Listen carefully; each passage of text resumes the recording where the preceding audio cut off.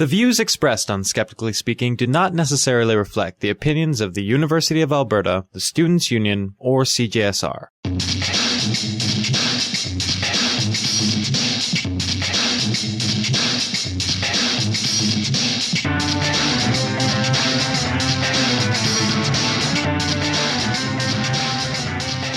Hello, everyone, and welcome to Skeptically Speaking, the show that asks you to call in and question everything. I'm your host, Desiree Schell. I'm wondering if any of you have ever been in this situation. You think of a fantastic methodology for a controlled, randomized study that, when completed, would answer once and for all some fascinating scientific question. And then you realize that going about that research would be totally and completely unethical to the people involved. That happens to me all the time. And it's too bad because we really could solve that whole nature versus nurture thing just by keeping some kids in cardboard boxes until they're 18. But since we can't, today we'll have Nancy Walton on the show to explain the ethical issues involved in researching humans. But to start off, someone has some speaking up to do. I have Joey Haban on the line. Hello, Joey. Hi, Desiree. Thanks for being here. It's really nice to be here. So Joey is the author of Newly Nerfed, a blog about disability, skepticism, and assorted geeky stuff. And she's here to talk about her personal experience with skepticism and health. So go ahead, Joey. Okay. Well, I spent my whole life in perfect health, and then at the age of 30, I broke. It started with a bad case of mono that kept relapsing, and 6 years and several chronic illnesses later, I'm now disabled. During the course of those 6 years, I was doing a lot of stuff. I worked as a sign language interpreter, finished my master's coursework in teaching English as a second language. I got married and began teaching college English to underprepared deaf students. And now in 1 month, it'll be a year since I've had to quit working altogether, and I still haven't really adjusted yet. And during this period, I also became very interested in skepticism, largely through Michael Shermer's writing and then joining the Skeptic Society. I also discovered a form of skepticism practiced on internet communities for chronic illnesses. When I first came down with an autoimmune disorder, the people on that forum taught me a huge amount about the science behind the disease, how to read my own lab results, and both implicitly and explicitly, how not to trust what a doctor tells you solely because he's a doctor. And I don't mean that conspiracy theory brand of like mass medical paranoia. I just mean that I was well taught to advocate for myself. And I discovered I was being horribly mismanaged. My medication was 20 times more than I was finally prescribed once I got rid of that doctor. So that was a great lesson in critical thinking, and I've learned a lot more from personal experience since then.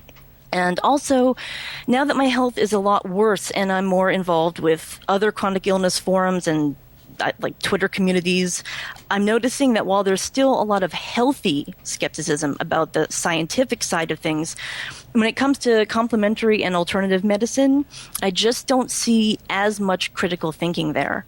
And the reason I notice this is not because I'm pointing fingers, it's because I went through my own period of, I will do anything to fix this. People with chronic illness will often grasp at anything, especially when there's no cure, and the best that can be done is to try to feel better. And there's a little part of me that will never be able to fault people for that. I have the skeptic community to thank for reigniting my sense of, wait a minute, before I shell out, what am I getting into here? And what I really hope for the chronic illness community is to remain skeptical on all fronts, to learn as much as you can about your illness from reliable sources, and to question anyone who offers you a cure or a solution of any kind. The people who prey on the sick and disabled come in a variety of very tempting guises. There are real as well as fake doctors who offer bizarre and or extremely expensive treatments. And there are also fellow patients who want to sell you their pseudoscience. And a mix of fatigue and pain and cognitive dysfunction can very easily stop people from looking too far beyond a really attractive come-on from a quack, or thinking too much about what's in that homeopathic treatment that's supposed to make you better. we have to remember that because we're all so linked together on the internet and elsewhere, if there were some incredible miracle cure, everyone would know about it, not just that one guy who has some website somewhere. We have a lot of reasons for not wanting to look too deeply into this stuff, but we do not have any excuses, especially when there is such an easily accessible skeptical community to learn from. Joey, you rule.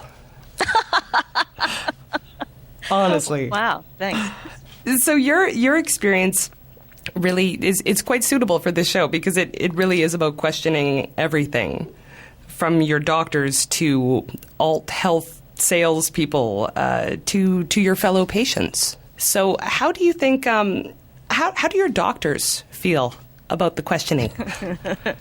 My current doctors they're all fine with it because I've weeded out the ones who aren't.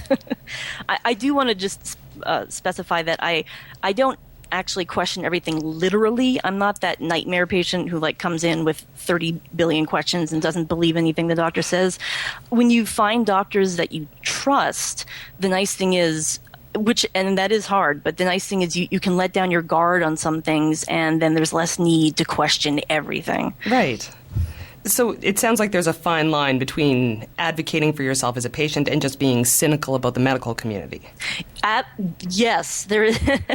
It's a very fine line. I don't think I know anyone with chronic illness who isn't cynical because we've all had just very bad experiences with doctors. But the thing is, you don't have to bring that with you either, to the doctor. You don't have to bring that attitude, and it certainly doesn't. You don't have to write off the entire medical community. It's kind of like dating. You don't want to talk about how bitter you are about guys because of all your past experiences, which is I know it's a really weird analogy. No, but that makes sense.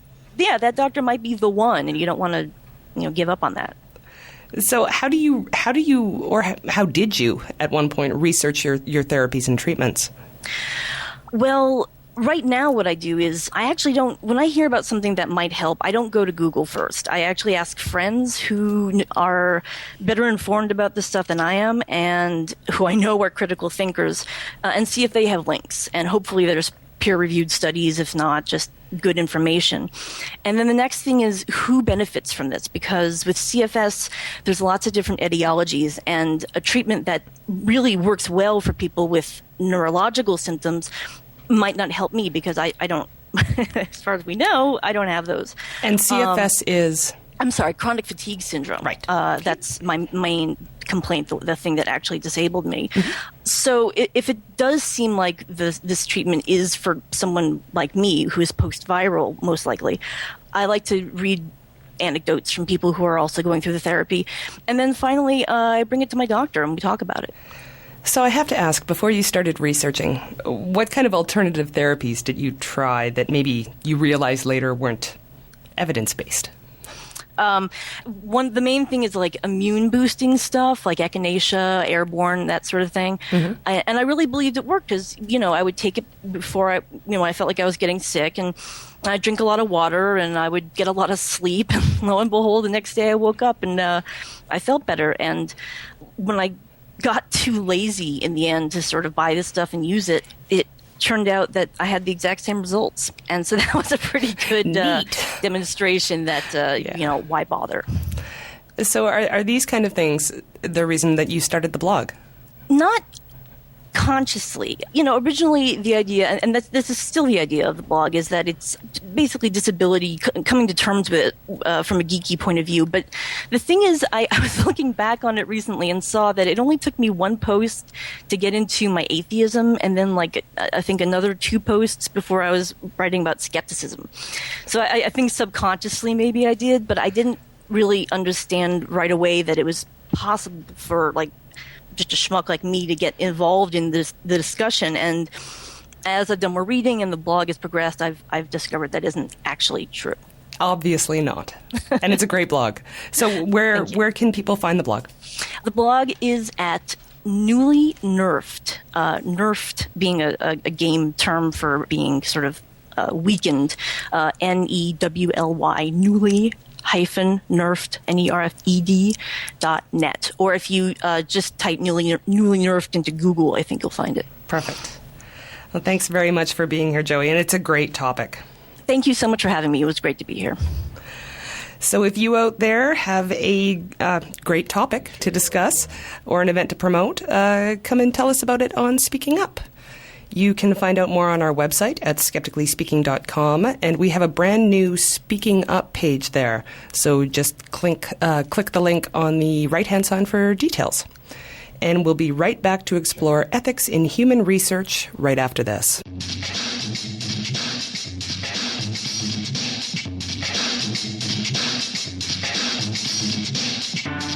Skeptically Speaking wants you to question everything. To be part of the discussion, call in every Friday from 6 to 7 Mountain Time at 780-492-2577, extension 1. That's 780-492-2577, extension 1. You can also email your questions and comments before or during the show to live@skepticallyspeaking.com, or if you're on Twitter @skepticalradio. After the show, continue the conversation on our website at skepticallyspeaking.com, or check out our Facebook group. You can also subscribe to our podcast on iTunes, and while you're there, why not add a review of the show? Skeptically Speaking also airs on Citywide LP 99.1 FM in Madison, Wisconsin, Public Reality Radio, WPRR 1680 AM in Grand Rapids, Michigan, Roslyn 101.1 in Roslyn, British Columbia, and on freethoughtradio.com. And now, back to the show.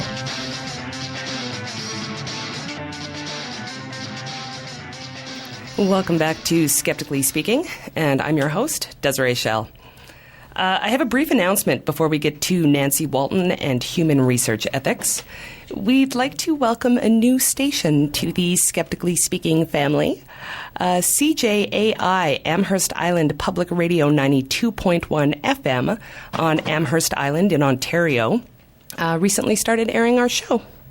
So thanks very much, those of you who made that brilliant programming decision. Brilliant. We really appreciate it. And you can visit their website and show them some love at cjai.ca. So today I'm very pleased to have Nancy Walton on the line. Nancy completed her PhD in bioethics at the University of Toronto. She's an associate professor teaching ethics and professional issues in the School of Nursing at Ryerson University and is chair of the university-wide Research Ethics Board.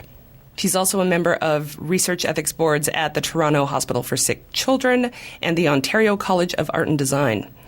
She's the co-author of a textbook on contemporary legal and ethical issues in nursing and the author of the popular research ethics blog. Welcome, Nancy. Thanks, Desiree. Thanks very much for being here. My pleasure. So you're on many research ethics boards. Yeah, 3 currently. So it's a lot of work. I bet. So what do they do exactly?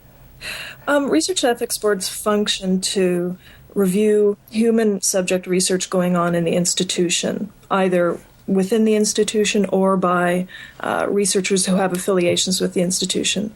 They're technically supposed to be a quote-unquote independent body, but they really function at arm's length to the institution. They review research for ethical soundness. They're not a peer review sort of board, so they're not deciding whether the research is worth doing or not from the point of view of that specific discipline. But they're there to look at research before it begins, look at things like risk and benefit, whether participants are sufficiently informed and consented, and to protect really the best interests of participants. Okay, so what kind of are there kind of issues that a board looks at? Like, are there certain issues? Yeah, there's lots. Okay. And it really depends on the kind of research that a board is reviewing. For example, I sit on the board at the Ontario College of Art and Design. So the kind of research we're looking at there is very different from, say, the research we're looking at the Hospital for Sick Children. Hospital boards typically look at clinical trials, much more biomedically focused research, and the kind of questions that they ask about the research and the kinds of things that they put researchers through before starting their research is far different from researchers who are doing more social science research, that kind of thing. So the kinds of questions we ask with biomedical research are very different than with, say, social science research. So biomedical research, we're looking at, the main thing we're looking at is risk versus benefit. So we're looking at a proposed research project and deciding if the risk that's identified, or the prospective risk that's identified by the researcher, really is in balance with the potential benefit of the study. And then out of that, we're looking at things like informed consent of participants, whether participants are adequately compensated for their time, whether they're protected in terms of confidentiality and privacy, and what are sort of the outcomes. Are they going to get a copy of the report? Are they going to have some kind of involvement that they might want in the research? So those are really overarching things we look at. And then depending on the kind of research and the identified risk and the population, so at SickKids we're looking at research mostly on children who we consider to be typically more vulnerable than competent adults. Then we look at other things like who's protecting vulnerable groups. So that's a start of what we look at. Okay, well, to give people a little bit of a case study, let's talk about some historic research that most people have heard of. Sure. The Millgram Experiment. Okay, so I can give you a quick overview. Millgram, he actually did a number of experiments, but his most famous experiment was on obedience to authority. And, this research was done to see how people react to legitimate authority. And the research, while vilified in a way, or Millgram was vilified really for conducting what people felt to be unethical research, really gave some perspective into lots of other contextual cases and why people do bad things when they're told to do them, basically. So Millgram took a bunch of participants and he had them administer shocks, electric shocks, to people who they had met, who were actors. And the people who were actors were actually told to answer specific questions, and every wrong answer they gave, the participant, who didn't really know, all they knew was that they were supposed to deliver an electric shock to someone if the person got the answer wrong. And there was someone in the room with them who was an authoritarian figure telling them, look, that person just got a wrong answer. Deliver a shock to them. And the actor was in the next room, and when the shock was delivered, at a certain point, the actor would say, I think they basically said, my heart hurts. I want to get out of this room. This is painful. I can't take this anymore. And what Millgram's experiments showed was even when participants heard the actor saying this and understood, for all intents and purposes, that they were delivering painful shocks, they continued to turn the voltage up and deliver higher shocks at the insistence of the authority figure. So the research was helpful in some sense. As helpful as maybe the wrong word. The research gave us a lot of information about why people do bad things when they're told to do, very bad things that they wouldn't do normally in another context. But retrospectively, people said, well, the research, people weren't informed of what they were doing, which they couldn't have been because deception was part of the research method. But people had long-term and short-term traumatic experiences, Absolutely. Traumatic effects from taking part in it. Now, that research, even without being on a research ethics board, seems unethical. So how did that get past an ethics board?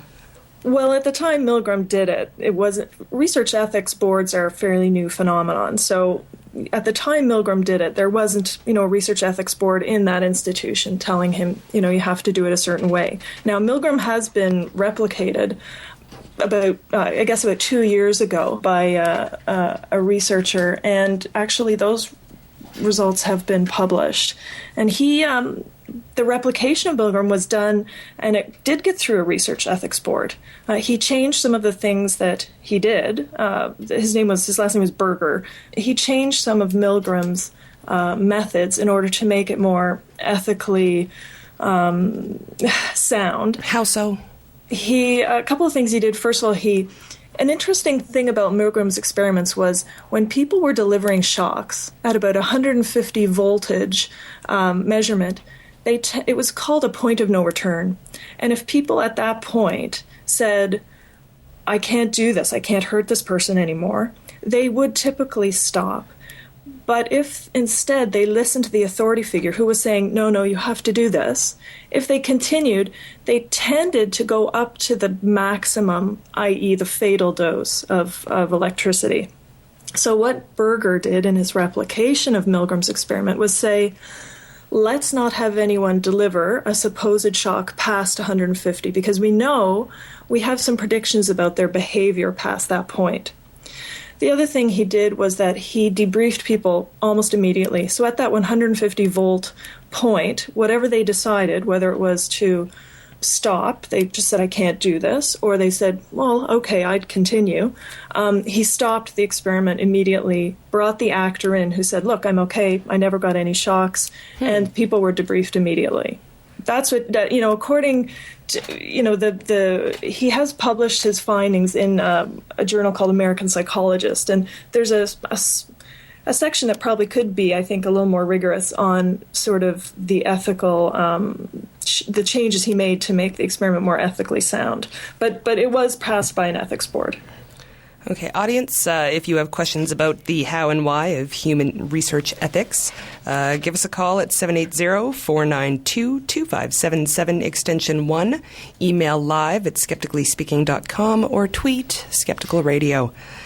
Okay, so Nancy, looking back on something like the Millgram experiment, if it hadn't been reproduced with these alterations, does that negate the entire study and its findings?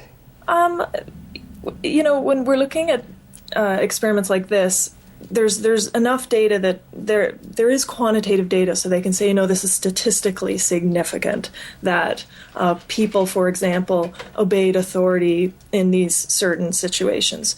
So Millgram's experiment on its own, without the replication, is still considered to be not only groundbreaking, but also relevant.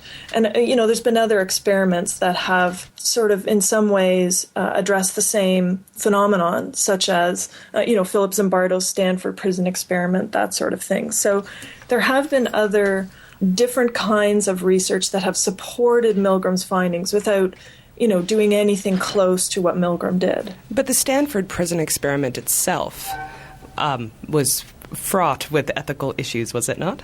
Absolutely, it was. Do you want to explain that a bit for the audience? Sure. The Stanford Prison Experiment was an experiment in which Philip Zimbardo, who was, I believe, a sociology professor, took a bunch of his graduate students and randomized them into really a living experiment where they were going to be basically quarantined into an environment where they were either prisoners or guards. And so students they agreed to take part, which is a problem in and of itself, because we know now that when your professor asks you to take part in a study, you usually say yes for lots of different understandable reasons. But to shorten it a bit, basically he didn't really explain to people how they would be sequestered, how they would be taken from their homes as prisoners by real police officers who he had working with him. And during the course of the experiment, he had video cameras. He wasn't actually in the area where he had the students sequestered. And the students who were the guards took on, they sort of responded to, I guess, what we call a mob mentality. And they took on strong authoritarian roles. They put on sunglasses to avoid prisoners seeing their eyes. They used weapons. They forced prisoners into situations of prisoners who were their colleagues and classmates into extreme situations where they had food and water taken away from them, where they were in isolation, where they had to do extreme physical activity as punishment. They took away their classmates' clothing.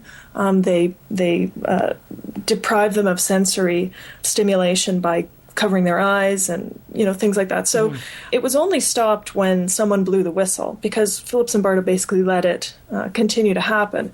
And, a lot of people say it was, a fascinating sociological experiment that shows how quickly, your average sociology grad student can become a strong authoritarian, with a really bad attitude. Mm-hmm. But, when you look at it, you also have to look at how it was done. And there is that tension because it has, been helpful in understanding other phenomenon. It's just, the way it was done was, as you said, highly ethically problematic. Now, we actually have something interesting here. Earlier in the day, our sound engineer actually commented on the blog about the Stanford Prison Experiment, and he has spontaneously showed up in the booth. And I think he has a question. Sure. Oh, Mike here. I was an undergraduate at Stanford in the late 60s, and I was in Professor Zimbardo's Psych 101 class. And all us undergraduates were required by the curriculum to take part in some of the psych experiments. And I was in his replication of the Millgram study, which was interesting. Yes, there I was, the little red button in front of me in a meter, and a graduate student as an actor on the other side of the double glass wall expressing pain when he read the wrong words from a list on a piece, or remembered the wrong words from a list I had read him. Wow. So what did that teach you, Mike? Well, it taught me a distrust of authority figures, but it's interesting that I was not debriefed immediately after the experiment, as Berger did. This was more closer to the original Millgram study in that I didn't find out until a few years later that I hadn't actually given anybody any shocks. Really? When I read a write-up on the experiment and on the Millgram experiment. And it did give me a pretty permanent distrust of psychology professors. Yeah, that's understandable. Thanks, Mike. Made me a big fan of Erich Fromm, too. So, Nancy, should this research still be used as reference then? Oh, that's a huge question. To some degree, I think yes. In some ways, it should be. In two ways, and one maybe in a stronger way than the other. And the first way that it can be used is to look at bad design, bad ethical experiments, right. And that's how we commonly reference them when we're teaching students about research ethics. These are classic cases that we refer to. So there is definitely something to be learned from that. I think that the findings from this experiment from both of these experiments are, to some degree insightful. And, I'm torn when I say that because, you're saying that in the context of, real people who were significantly traumatized and treated in an unethical way. To then say, yes, but we learn from that something about the way people are obedient or not obedient to legitimate authority. There's no easy answer, Desiree. Well, audience, again, you can talk to Nancy Walton, chair of Ryerson University Research Ethics Board at 780-492-2577, extension 1. Also by email at live@skepticallyspeaking.com or on Twitter at Skeptical Radio. Mike has another comment. Well, while I'm here, I'm going to say that just as when a war happens, we're not afraid to learn from the experience of the war that wars are a very bad idea. And I think we can generalize the research particularly, of Millgram and Zimbardo's experiments, and particularly the Stanford Prison Experiment. Besides learning something about research ethics, we also did learn something about prison in that experiment. And just as we shouldn't throw out the lessons of a war because people were unjustly killed, we can't throw out the lessons of that research because people were badly treated either. And it gave us a pretty clear message that a prison can take apparently normal people and cause them to do evil things. I think Mike's point is a really good one, and the only sort of way I'd bracket that a little bit is to say, but these experiments were done. These are controlled, quote unquote, experiments that are done in the name of academic advancement. So, whereas a war really is beyond the control of the people, sociologists, psychologists, anthropologists who want to learn from it and want to sort of generate knowledge about, really terrible phenomenon. these experiments were done by individual academics in so-called controlled environments. So I think Mike's point is a very good one, that we often learn really important things from very perceived very negative, situations. I guess I would just add that to his point.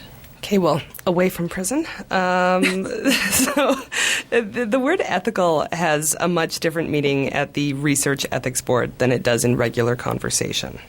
I guess it does. I'm so used to using it that it probably, for me, it, doesn't have that much difference. But I think when we talk about ethics in everyday life, a lot of people are talking about their own values. Right. A lot of people are talking about religion.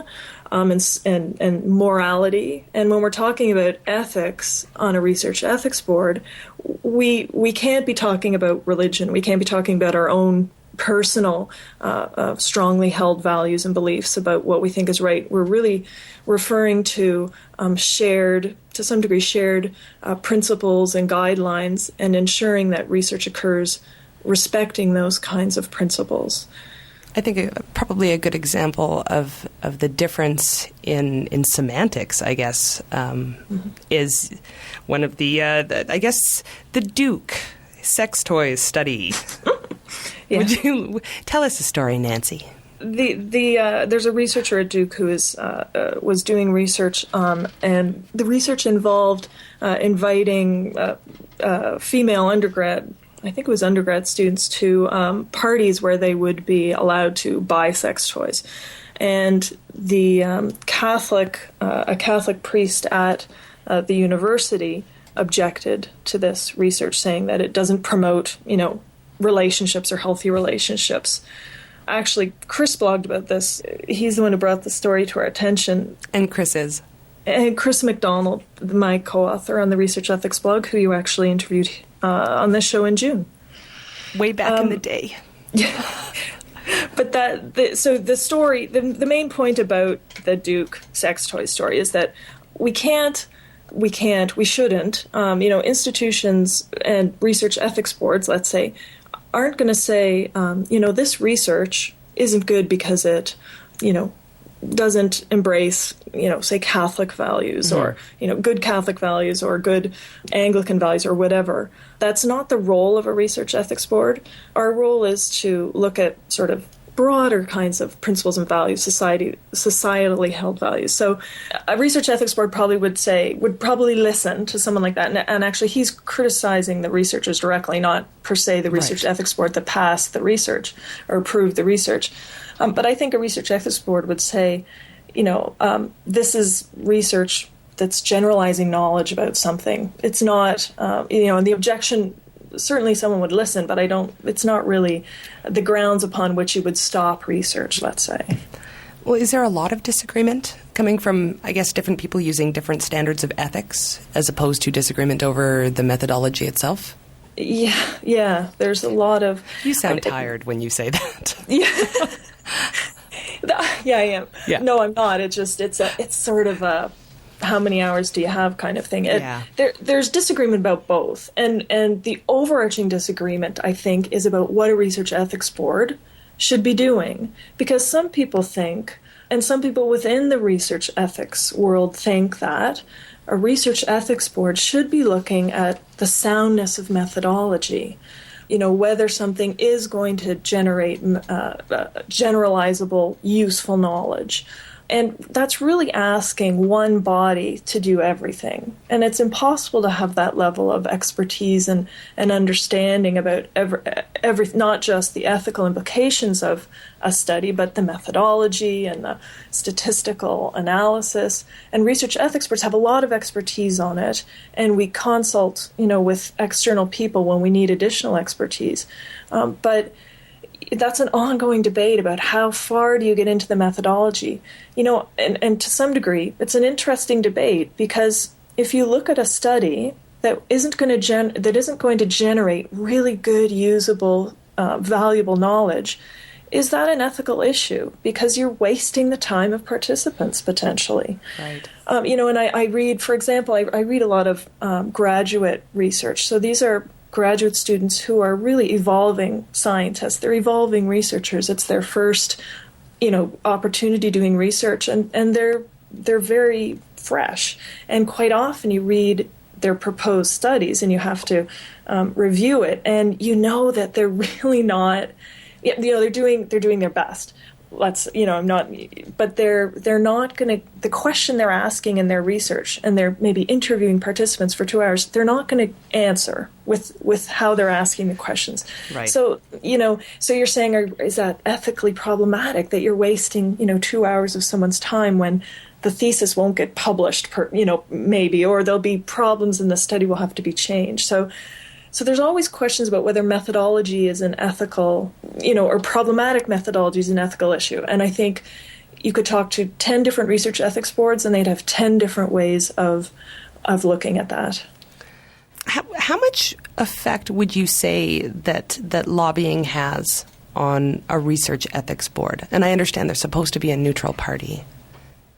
Lobbying by, say, researchers themselves? Well, let's say with the Duke University incident, that gentleman is only targeting the researchers themselves. But what if they did target the research ethics board?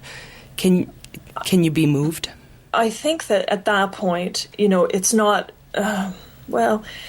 There's really quite specific sort of reasons in which we would stop a study. And again, you're talking about a social science study, the sex toy study, versus a biomedical study. There's different endpoints in which a research ethics board would clearly say, stop this study now, or we recommend this study be stopped. So it's not really a matter of lobbying, no. And I always hate to say this, but I think a research ethics board would fall back on the guidelines and the principles that they have to say, unless something has changed, we approved the research in this form.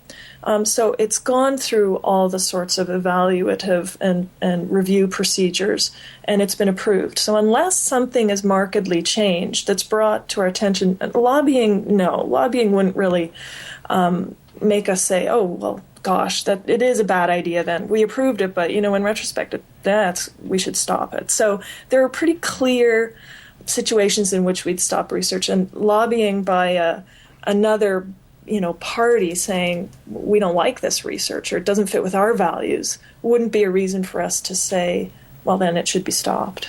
Well, we have a related question from the website that was sent in before the show. Go ahead, Ryan. How much has stem cell research suffered due to the public perception of the ethics?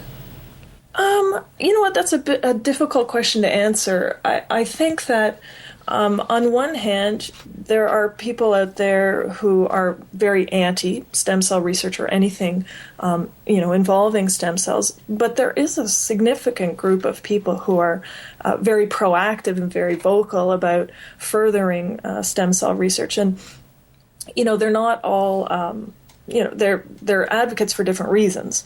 And so I'm not sure that there's a shared public perception, first of all. I think there are the two extremes, and I think there's a lot of people in the middle who are either ill-informed, uninformed, or don't really care. So I think that there'll always be people who want to be involved in that kind of research. And there's always, and I'm talking sort of healthy public people, the people in the public who want to get involved in studies. But also, there are patients, like inpatients, who have significant problems, whether it's, Alzheimer's, whether it's heart disease, and the advances that have been made in those areas, for example, using stem cells, are such that if that person might be completely anti-stem cells, but when it's their mother and the physician who's responsible for their care is offering them stem cell therapy and saying, it could provide hope in this direction or that direction, it's experimental, but, the other options we have aren't great. I think that people are, on an ad hoc basis persuaded maybe to change their mind. But I think that it's maybe more prevalent in the States, the sort of strong, divergent sort of beliefs about stem cells. I think in Canada, people are still a bit more open to it, a bit, not sure about it, but willing to learn more. So I think it's more an issue in the States. Canada and our wonderful civility. That's right. Science and ethics, people. Fascinating stuff. You can join our conversation at 780-492-2577, extension 1, by email at live@skepticallyspeaking.com or on Twitter at Skeptical Radio. And we will be right back with more after this.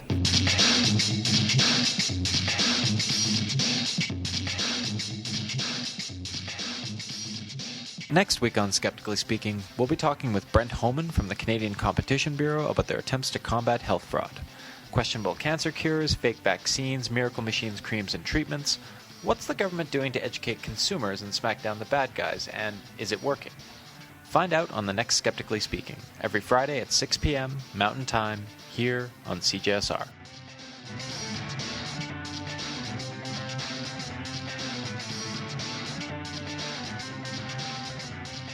Welcome back to Skeptically Speaking, and I'm your host, Desiree Schell. Before we get back to Nancy Walton, chair of the Ryerson University Research Ethics Board, I'd like to remind you that we are looking for a new theme song. We've received some entries, and they're actually good, obviously made by people with musical talent. So thank you very much, everyone. But we're greedy, and we want more.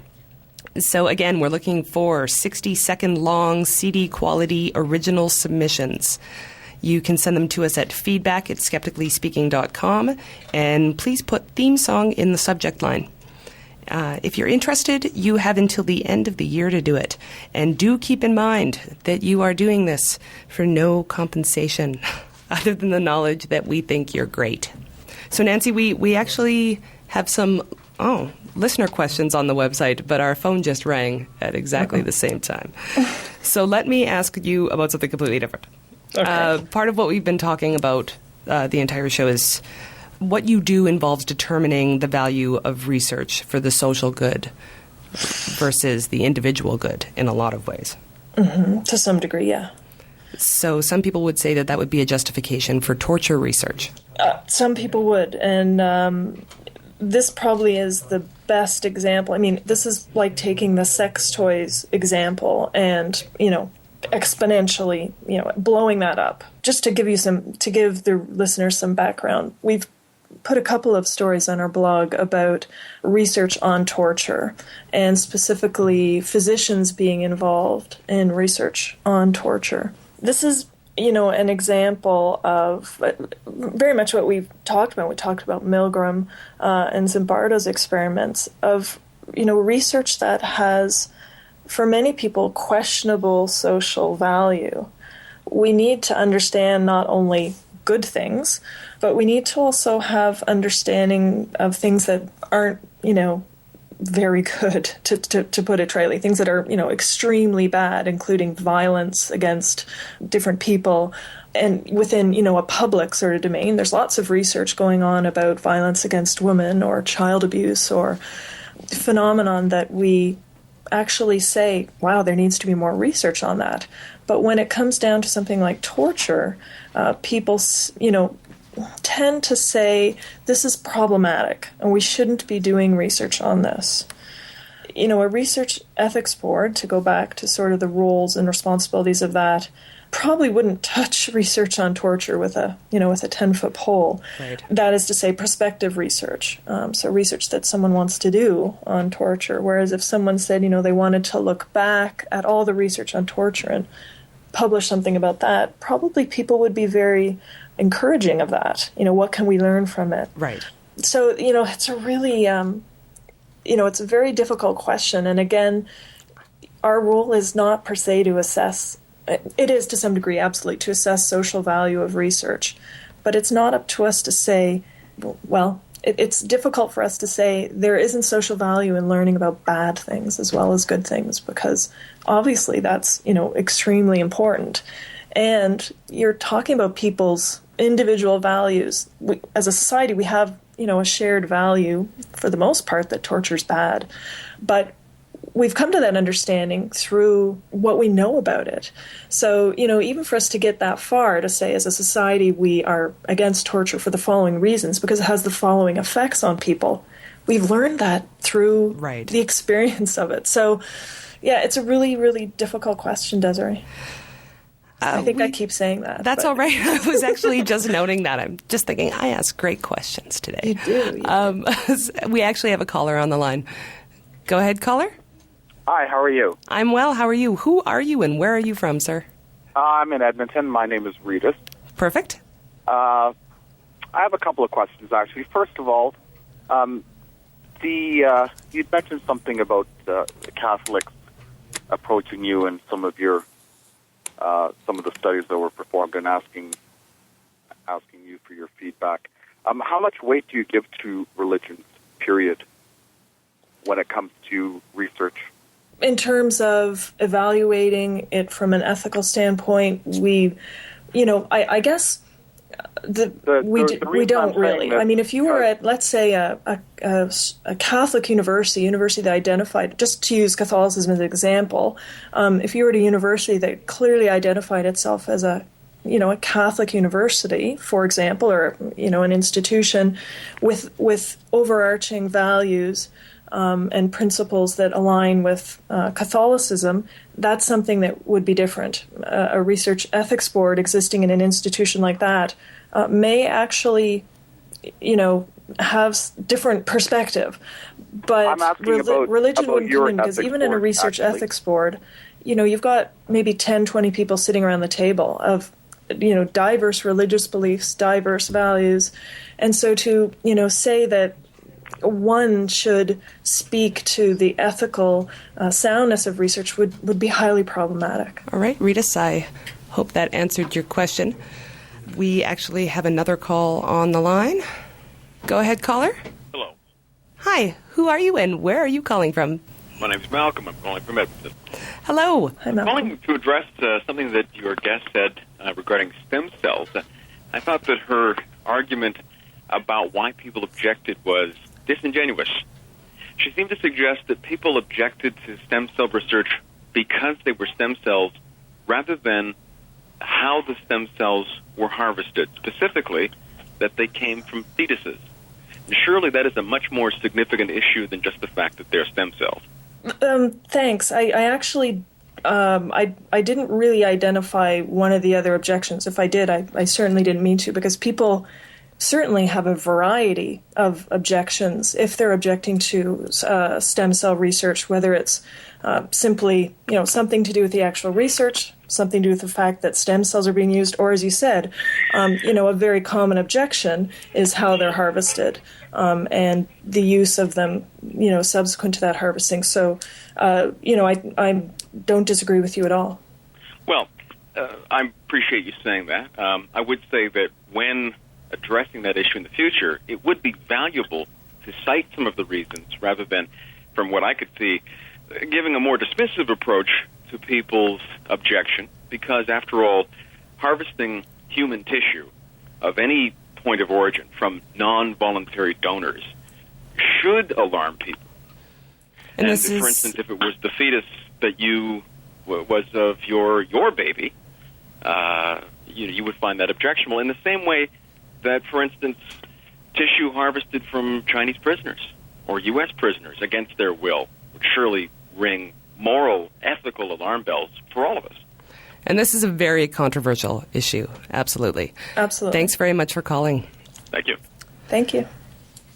So there are a variety of issues on all of the ethical considerations that we're talking about today. Another controversial one is orphaned and adopted children. There was fairly recently a study on that as well.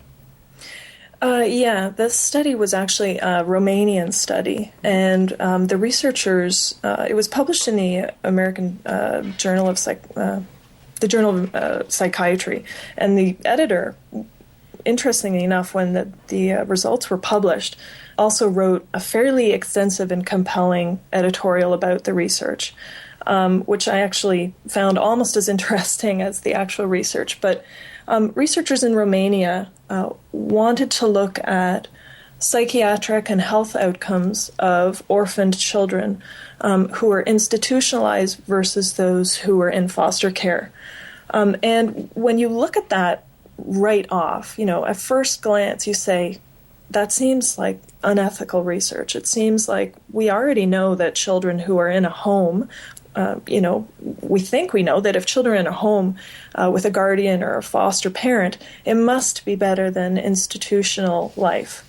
But, there's a couple of things about this study that were most interesting. First, there was no such thing. At the time this research was done, there was no foster care program at all in Romania. And the researchers knew about, obviously, all the Western studies citing foster care as being highly superior to institutional care. And that's the basis upon which, a lot of programs for children in the Western world are based on that research. So the researchers knew about this research, but in order for them they felt, to convince Romanian policymakers, Romanian officials, that a foster care program should be instituted in Romania, they knew they had to offer some sort of really definitive research. And, policymakers want things like random controlled trials, which this was a randomized controlled trial in which some children were put into an arm where they stayed in an institution, and some children were they left the institution, were put into foster care. And over time, psychiatric and health outcomes were measured and compared of the two groups. So when they found that, in fact, children did better in foster care, they could present that very definitive research to policymakers in order to justify their push towards foster care. And the other thing about this study, so it's really important to consider context. If you were doing this study, say, in downtown Edmonton or downtown Toronto or downtown Montreal, it probably wouldn't take the same form. An ethics board wouldn't let it take the same form, because they would say, there's a lot of literature out there already that says we already know that foster care is better. We're not sort of learning anything new. So the context is important. The other thing that was important about this study is people really need to look at what the question was the researchers were asking. And they weren't asking, is foster care better than institutional care? They were asking, if children are transitioned from an institution to foster care, do they do okay? Right. Because obviously all the children that would be affected by the outcome of the study and subsequent policy decisions would be children who are in institutions. And they had significant concerns about whether children who were always institutionalized from the time of being conscious of their lived environment would have significant traumatic effects from being transitioned to foster care. And that is actually a really important question that even in the Western literature, there's some about it, but there's maybe not enough. So, at first glance, that study, even when I first read it, I went, that sounds problematic at best. And then when I looked a little, deeper, read the editorial, looked at the actual study, I changed my mind. And I think that is, a good exercise when you think about what a research ethics board does, is that they look at, hopefully, they look at things that thoroughly, right, and say, really what's trying to be done here. They look at the contextual circumstances, hopefully, and can help facilitate research like that maybe at first glance people would say, no, can't do it. And we are almost out of time, and trying to choose between the two questions that, I'm sorry, the other people who I didn't get to your questions at all today, but I'm going to ask you what I think possibly is my favorite question that I've ever received on the website. Okay. Go ahead, Ryan. Let's say we divert all military spending into space travel and build a base on another planet, only to discover that below the surface there is life. How do we treat this new life? And bonus question, what if it's tasty? I think that's a great question. That seems like a question better left unanswered. That was subtle. I think I don't have the expertise to answer that. I was very afraid I wouldn't be able to answer a question, but I think I can confidently say that I'd be open to a lot of other perspectives on the answer to that question. I don't even know if that constitutes research, to be honest.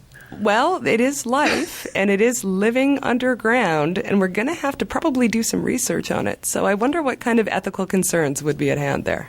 Well, I think that, and this is really, off the top of my head. We have research ethics, people who are concerned with research ethics for experimentation involving animals. We have separate bodies that deal with that. And we have, obviously, research ethics boards that look at human experiments, and research ethics boards also look at experiments with tissue, with blood, with all kinds of other biological products. So where it would fall, probably you'd have to form a whole new sort of ethics board dealing with the extraterrestrial life. I think that was a good answer, Nancy. Thank you. And that is absolutely our time for today. Thanks so much for being on the show, Nancy. Thanks, Desiree. It was a pleasure. And you can check out Nancy's writing at researchethics.ca, and I do have to point out, it is one of my favorite blogs. Thank you. Absolutely. And of course, you can visit our website at skepticallyspeaking.com, where you'll find links that allow you to follow us on Twitter, join our Facebook page, or subscribe in iTunes. And if you'd like to help get the word out, you could review our show in iTunes, or you could link to us from your blog or website. We appreciate that.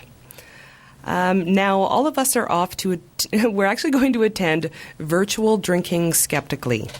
And it's exactly what it sounds like it would be. You can check virtualds.wordpress.com for information on how to join us there. And we'll be back with a report on it next episode. So thanks for listening, and we'll see you next week on Skeptically Speaking.